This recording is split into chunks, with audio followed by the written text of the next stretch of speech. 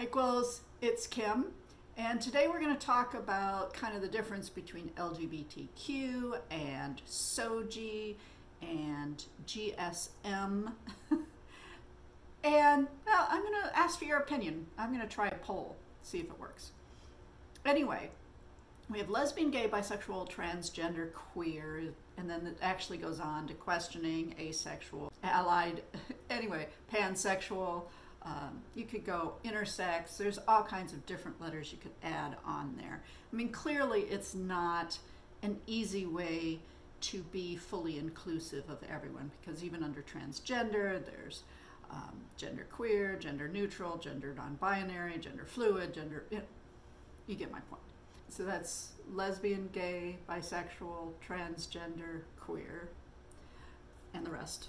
Of course, I do a disservice to and the rest, but it's just too long to talk about in casual conversation, but maybe that's what we want.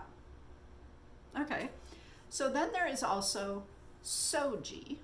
So sexual orientation, gender identity, and expression, gender expression. Talked about these before, and I'll be putting cards up here that for the vlogs that went into more detail around these. So SOGIE quite literally is kind of a demographic distinction, whereas LGBTQIA anyway is more of an identity. SOGIE is more demographic. So what the heck do I mean, demographic? Well, I mean, if you were filling out a survey about yourself, what's your race, what's your religion, how old are you, what part of the country do you live in, where did your ancestors come from, all of that kind of information, that's demographic information. And so sexual orientation and gender identity and expression are three pieces of everyone's demographics. So most people would answer sexual orientation questions with heterosexual. Most people would answer a gender identity question either as cisgender, or that they're some way the question might be asked such that they say that their current gender identity matches the one they were assigned at birth on their birth certificate. It means the same thing, just different way of saying it, because cisgender is still a word that not a whole lot of people understand. And an expression might ask you whether you're masculine, feminine, that kind of thing.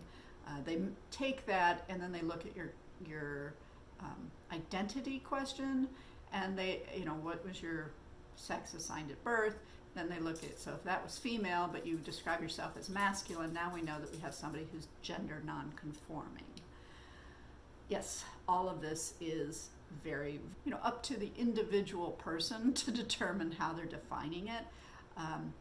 The beauty of what folks in the LGBTQ movement are trying to do is to make it so that there are far more buckets for all of us to fit in than the two or the one, that people think of. So heterosexuality seems to be, the one type of sexuality that is accepted, and being cisgender, or considering yourself the same gender that the doctor put on your birth certificate. So there's this kind of simplistic idea that everybody is so similar, that one sexuality and one identity works for everyone. So the LGBTQ movement kind of opens that up, and it does it in a way that sometimes makes straight cisgender people a little uncomfortable, if not a lot uncomfortable. And when folks are a lot uncomfortable, that's when they lash out with negative language, possibly negative behavior, because they're threatened, they're confused, they are uncomfortable, and they don't like being uncomfortable.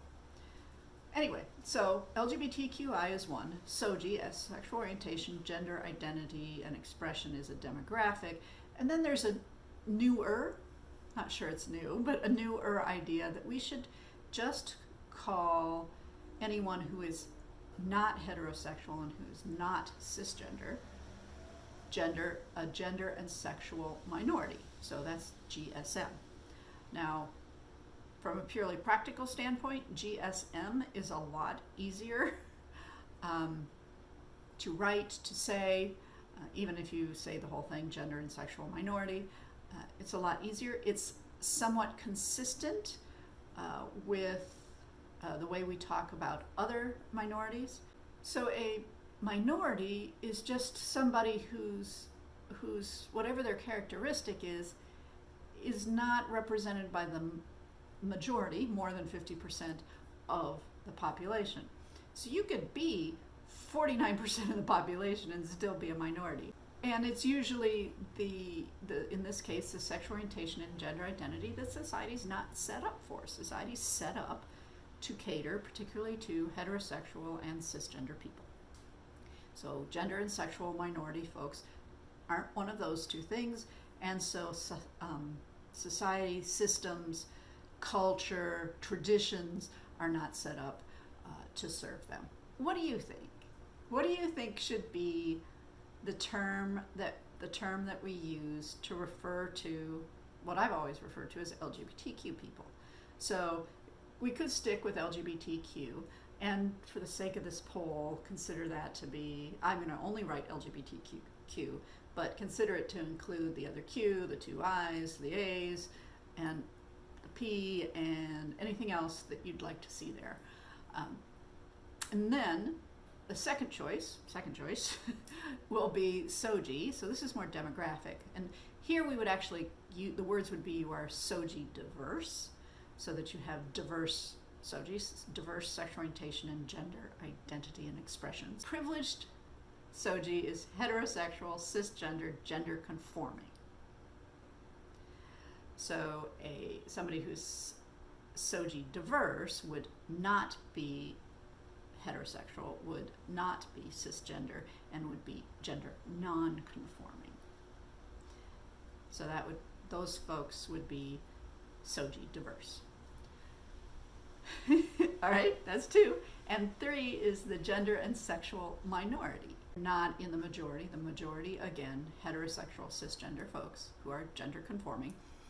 That's a majority, and anybody who doesn't fit in that is gender and sexual minority. Anyway, I'm just curious to see what you think. A little lighthearted poll, weigh in. If you like my videos, please give me a thumbs up. Hit the red subscribe button. You can tap the bell to be notified every time I put up a new video. And I hope you're having a great week. Bye, equals.